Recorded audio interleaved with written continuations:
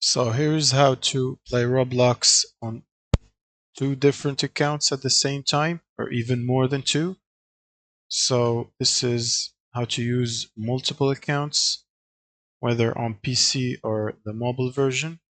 So what you can do is install the Roblox client on PC, log into your first account, and then you can either install a browser like Mozilla Firefox or different browsers for each account. For example, one account on Mozilla. On the web, go to roblox.com and then log into your second account.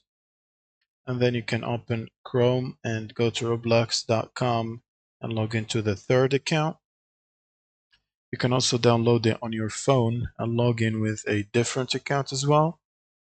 And then you can look for any experience you want to play and then join with those accounts, and you should see yourself in the game with different accounts.